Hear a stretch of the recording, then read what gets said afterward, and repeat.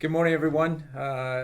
If you're following us, I think a lot of you will know this gentleman that I'm going to introduce to you, but Joseph Trombetta from the Titan Mortgage Group. Joe, thank you for coming in today. It's been long overdue that we have a chat. Here we are on December 2nd, 2022, and it's been a crazy roller coaster year. Thank you very much for having me here this morning. When we look back and we review where we've been in the past, we've come from emergency low interest rates to an all-time, I call it all-time high of interest rates. And it's kind of creating a little bit of uncertainty for the average person that has a mortgage. Let me ask you, when back through COVID, when interest rates were 1.5%. How could that be? I mean, in my 30 plus years, I've not ever seen interest rates for mortgages, any kind of lending, hit such a low. How is that possible? Emergency low interest rates is what they referred it to, and back in the day, and if you look at where we, with these interest rates being so low, it was only for a short period of time. It's to try to get the economy going. Okay, economy started building up some steam, and then we start seeing the pandemic rear its ugly head. Okay, and of course during that point, the government was printing money. You remember about the lockdowns, etc. This was all a very complicated, I call it a black swan event that came out of nowhere. We were not expecting the pandemic. We heard of some things that were happening in China, and finally when it rears its ugly head that is spread throughout the whole world, it created some financial uncertainty. And at that point, we were not looking at increase in interest rates. Nobody was looking at increase in interest rates. Right. If anything, keeping the status quo, and let's see what we can do to help out. So we had the business spending, the grants that were going out to our businesses from the government providing CERB to clients. Right. It created hope that the government understood what was going on, and the average consumer all of a sudden goes through the realization that, hey, we don't have to work at work anymore. Now we can work from home, right? So you had this mass exodus of people coming from Toronto that created an artificial demand for housing. In Hamilton, I mean, if we look at comment on that. Hamilton, Niagara. I mean, when we, who would have thought that the pandemic would have created a robust real estate market, right? I mean, I rewind to March and April of 2020, and we were all hunkered down. We were isolated, and yet we were still running a business, and we were nervous. There was uncertainty everywhere. But we did comment on that on our last. Well, sure we did. But nobody knew how it would end up. We didn't know, but we said based on the amount of spending of money, our prices could go up from here. And they did. Yeah. And they did like crazy. I mean, the market came to the all-time high in about February of 2022. We could see this surge of demand, almost a fear of missing out on owning real estate, hit the market in 2021, and it came to a head in about February. When I look at all the micro markets around Hamilton, your Ancaster market, your Stony Creek Upper, your Stony Creek Lower, East Hamilton has a pocket, they all peaked in February, maybe early March. But then we all know since then, some of those micro markets are down 25 or 30% on price. Never mind volume. Volume's down. Yeah.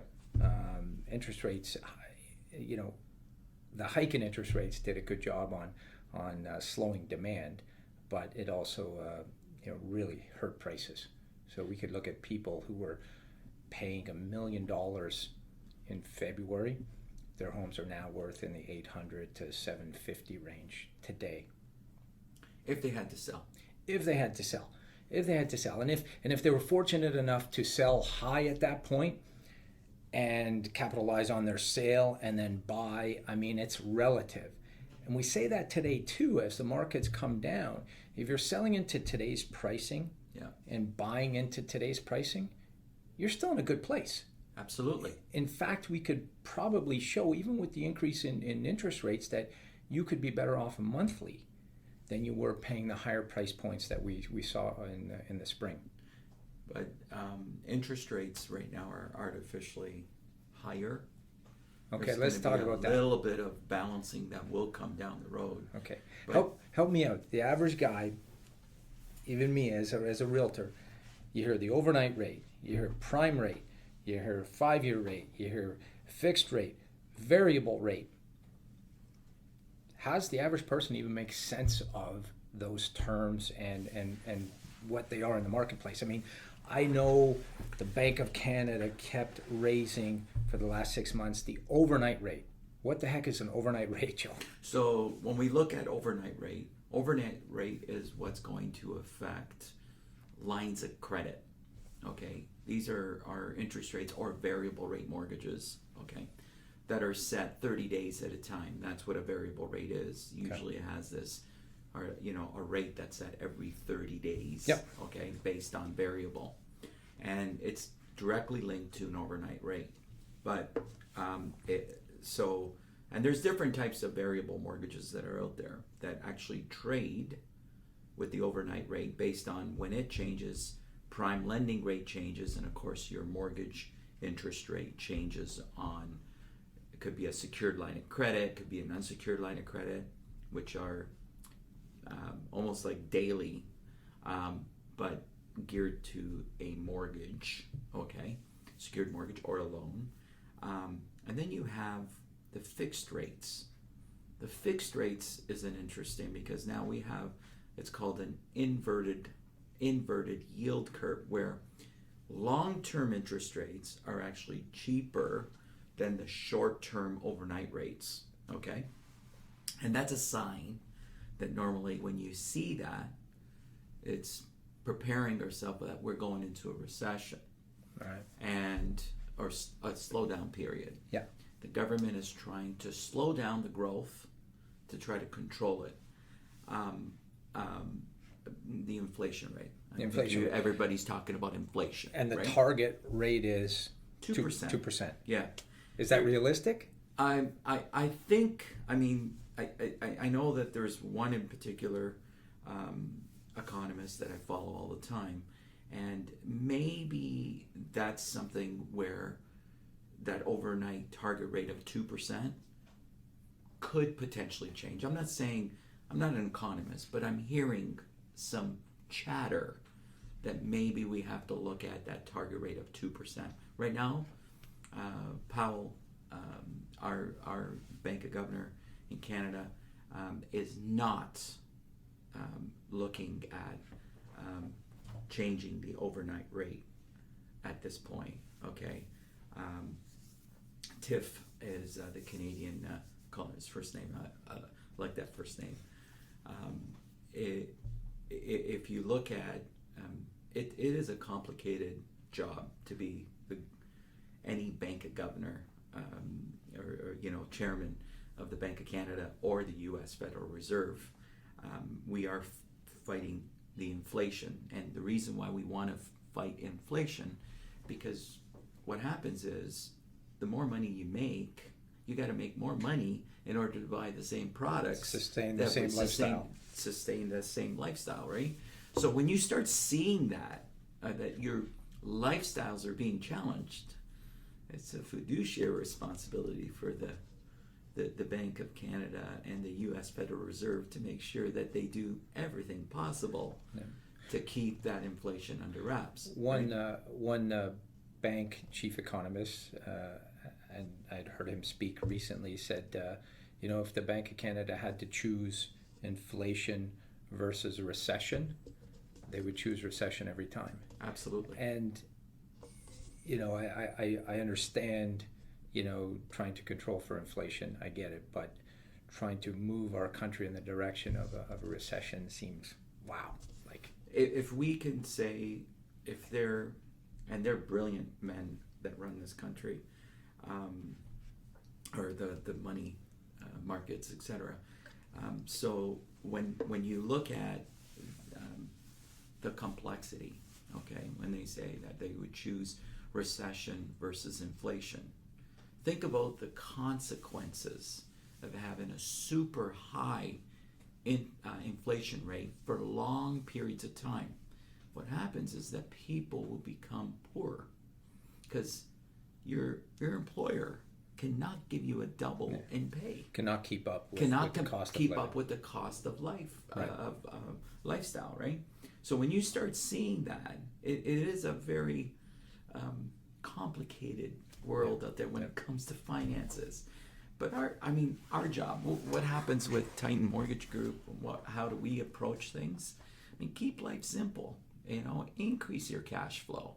When situations like what we're seeing, there's some articles that are out there right now. If people are having problems with their payments because of variables, right. We talked about that. You had a question about amortization. You're Yep. going to ask that question again, okay? I want your take on that. But what happens is that if you can't keep up with your payments today, the first thing you do is you go and talk to your lender, okay, and see if you can work things out.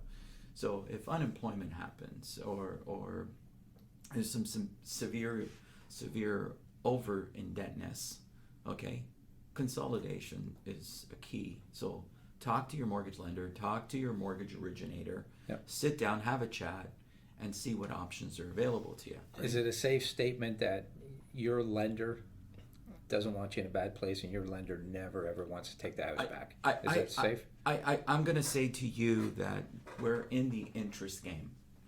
Interest game, we're always been in the interest game. Lenders do not want your house. So this process of lending to own, I think, is a form of bad karma for our community. Okay, so you got private lenders, etc. Okay, we have to be really, really cognizant and conscientious of what we're doing to our community. Okay, because not too long ago, I think we've learned from our brothers in the U.S. And what they suffered as a result, even though their system is a lot different than us. Okay, Canadian bankers, I'm going to say, and I'll go on record on that, we're way more prudent and conservative when it comes to lending. All right. Versus our American counterpart, where they had those ninja mortgages and etc. that back in the day. So those things are gone. I don't think they'll ever come back. So here's a question. I had a client who recently bought an investment property within the past year and a half and took on a 25-year amortization with a variable rate mortgage. Yep. Okay. Doesn't matter what the principal is. It's just variable rate mortgage, 25-year am. His bank called him and said, hey, you're because the interest rates have changed now on your variable rate mortgage, your amortization has increased to 50 odd years, went from 25 to 50 just because of the interest rate increase. You need to come in and sit down and we need to figure out a new payment plan. So, it's crazy to think that with the interest rates, somebody's amortization period could just increase. And now their payment's going to go from, whatever it is, $1,500 to $2,200 just to keep the same amortization schedule in place. Correct. We've seen that in the past, but so for example, we've seen some clients. What was the amortization on that? The original was 25-year. And now it came in at 53. Yeah. So even a 53-year amortization, it sounds like, oh my God, I'm not paying anything off the principal. Well, in actual fact, a 53-year amortization is close to an interest-only mortgage right now. Right. Okay. Which nobody wants to be in. But you're still paying principal because you're 53-year amortization. I think, and it continues to go up to a 100-year amortization. We've seen, Tokyo had these 100-year amortizations where they had very expensive type of housing, and you got into mortgages that were generational mortgages, if you recall. Pass it on. You pass on your mortgage to your kids? To your kids, right? Oh, boy. Are we going to see that in Canada? Not a chance. Okay.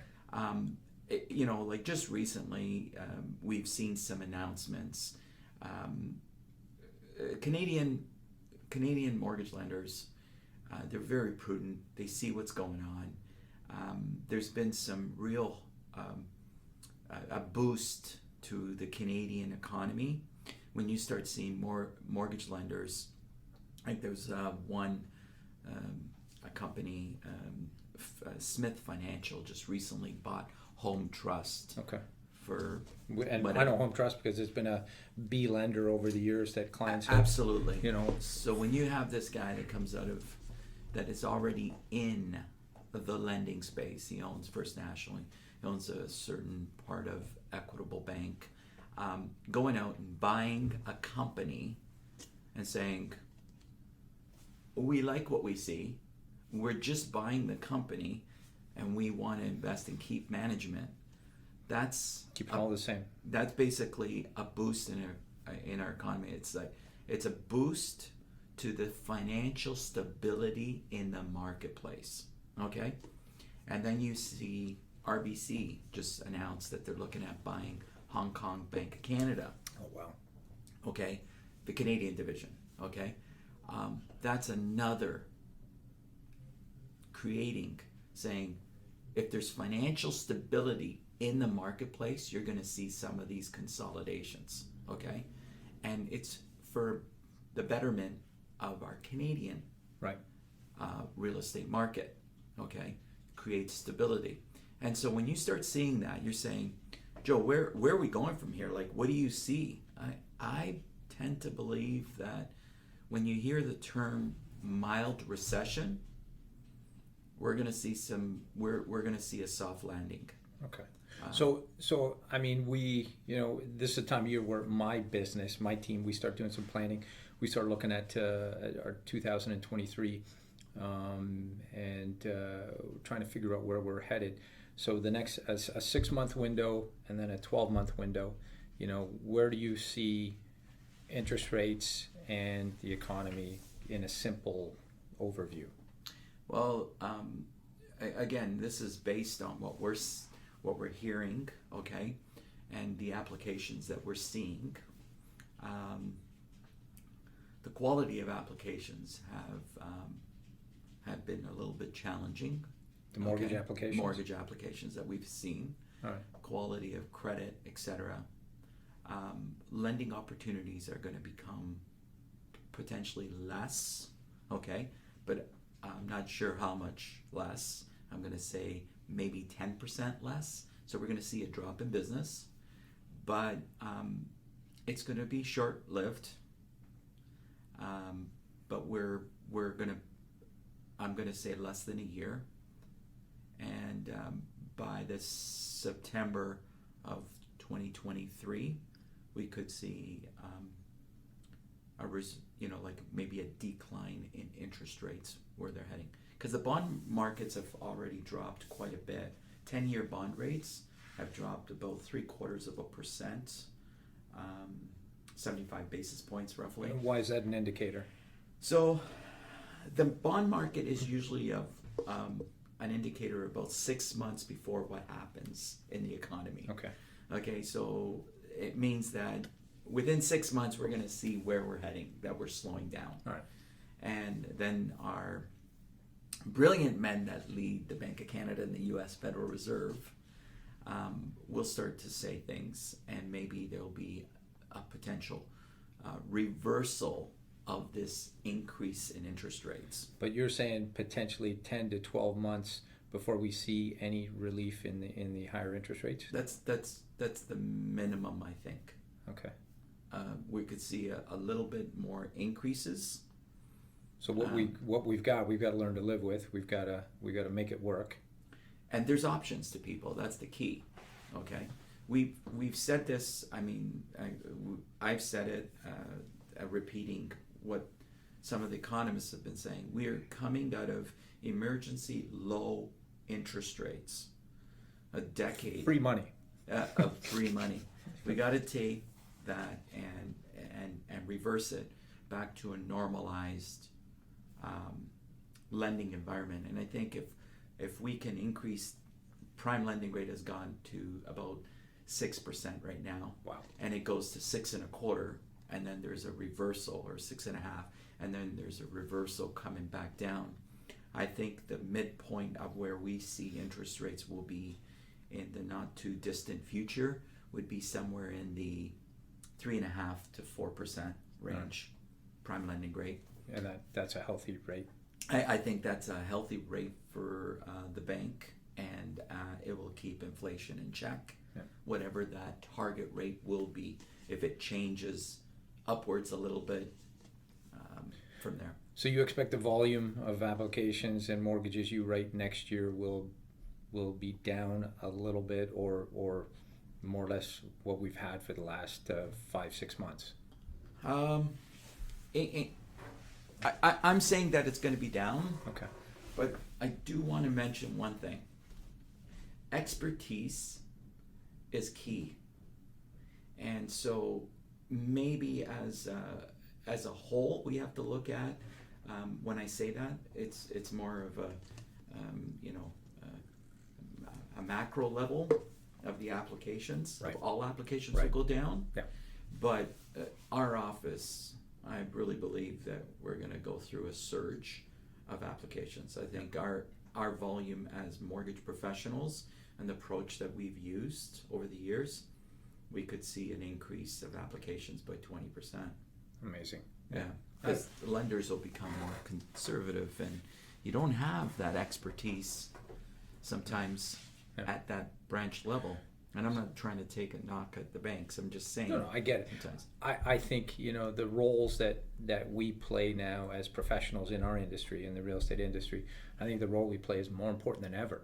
Yeah. Oh, absolutely. Like, you got to agree with that. I mean, people are looking for guidance now. What do we do when our home doesn't sell in the first week, which is what people were used to through 2000, late 2020 and all of 2021, early 2022. Oh my God, my house has been on the market for 5 days. What's wrong? The average days on market, we talked about pricing being down. The average days on market went from about 7 or 8 days in most markets back in the spring to 40 to 50 days. That's crazy. 55 days in some micro markets right now in the fall. It's taking almost 10 times as long for the average home. There are exceptions, things that are selling quickly, but the average home is taking 10 times as long to sell. So it'll be interesting. I mean, we're talking about where do we go? I mean, if you are a buyer, I still think there's opportunity out there in the marketplace. Absolutely. If you are a strong candidate, you are pre-qualified, and you've got a mortgage in place, pre-arranged, there's opportunities out there to own. And the other thing we can look at too is immigration's not going to stop. No. We all know that, and we're not building houses fast enough.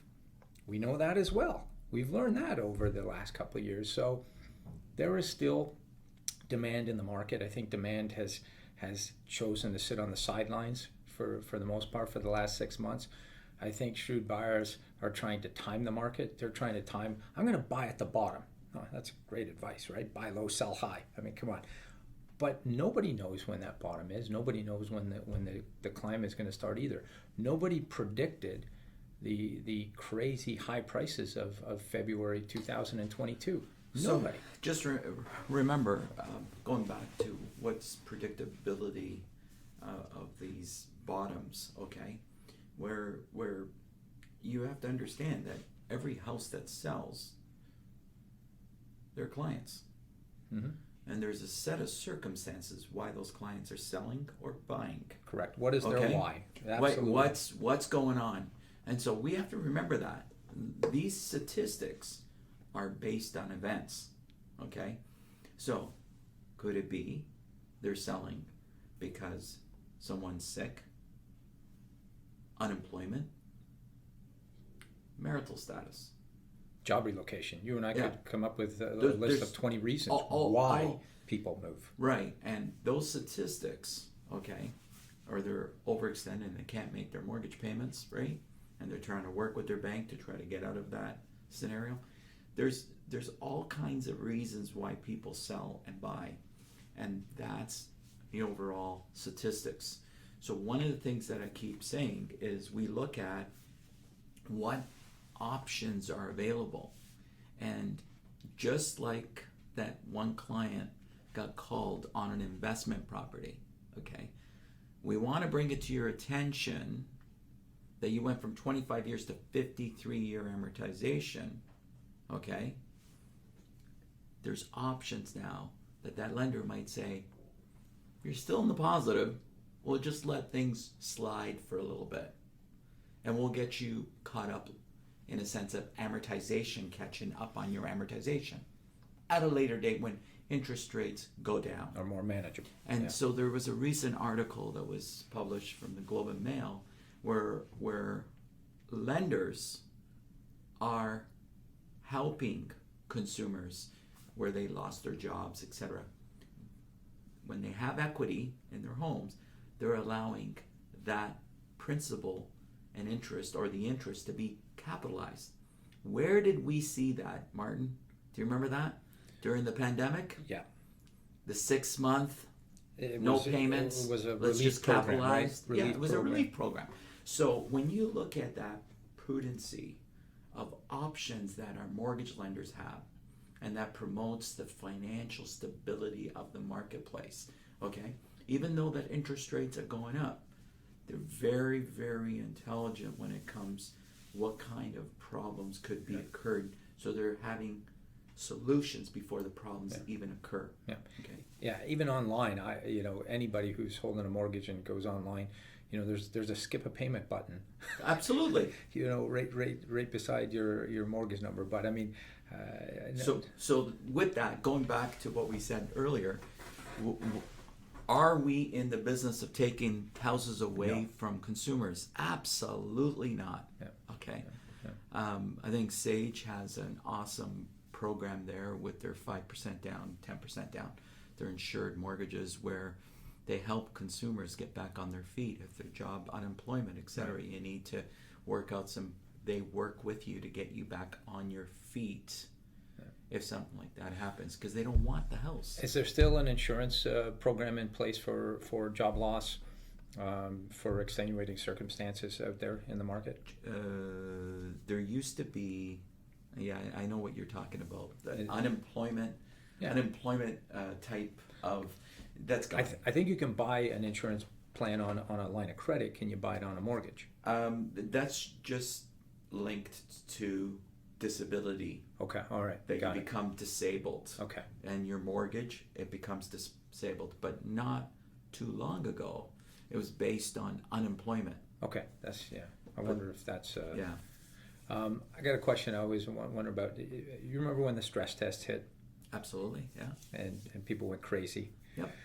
And, I understand it. I mean, making sure people can qualify and still maintain ownership and affordability as rates increase. And it was 2%, right? Correct. 2% above the posted. Correct. Okay.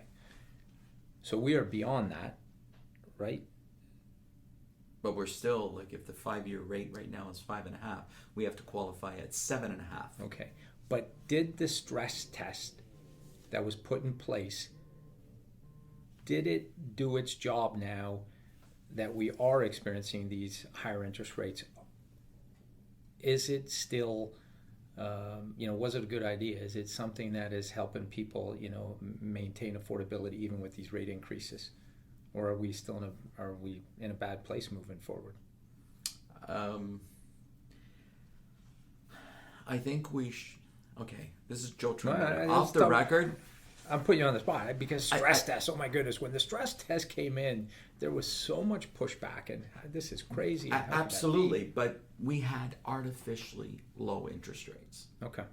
And most economists were warning the Bank of Canada and financial institutions saying we have to be more prudent. These are forever. Low rates and they're not going to be around forever. Right. This is not the going rate forever.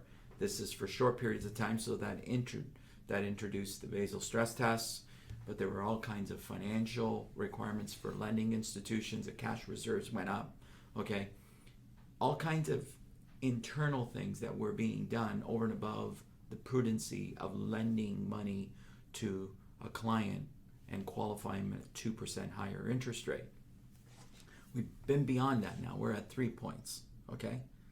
3% above where the rates were at that time. Right. Never mind the low interest rates. Right. Because if you look at the low interest rates, we could be 5% difference. That's why I'm saying the stress test was 2%. It was 2%. Now, that doesn't mean that the stress test will go up to 5%. But there is an argument that we should look at maybe decreasing the stress test. Instead of 2%, it should be 1% above posted. Okay? There'll be a little bit of alleviation so that there will be more of a lending opportunity for the consumer. Okay? Because life goes on. Okay? And there's one of the things that we're starting to see, and we've seen the bylaw come into effect in Hamilton with the single family. Okay? Multi-generational living. Yes. Okay? Is going to be more prevalent. Yes. Where there's a mom and a dad and a son and a daughter-in-law moving into a house, a duplex situation, and maybe grandma and grandpa are going to live in the detached garage because they're going to turn it into a loft. Okay? That's basically what we're expecting, and that could start as early as 2023. Twofold on that. I see the opportunity to help people with affordability. More heads under one roof contributing to the cost of living, but also creating, housing. Even if it's an auxiliary apartment, a basement suite, a backyard garage loft, it's still creating housing, which we know we are still short with. But even that bylaw, you got to think whoever came up with the bylaw, changing with the times, okay, to allow affordable housing, etc. They were thinking about the consumer. They were thinking about the people. That's very important because, like any humble beginnings, Martin, your grandpa, right? My parents first came in from Italy, living upstairs of a duplex at my dad's cousin's house, right?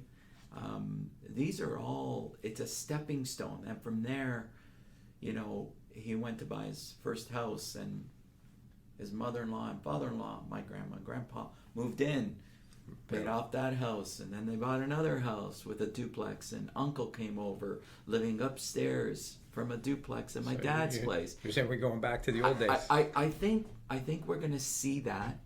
And the key is, why is that so important? Because why is Canada always been a place of destination?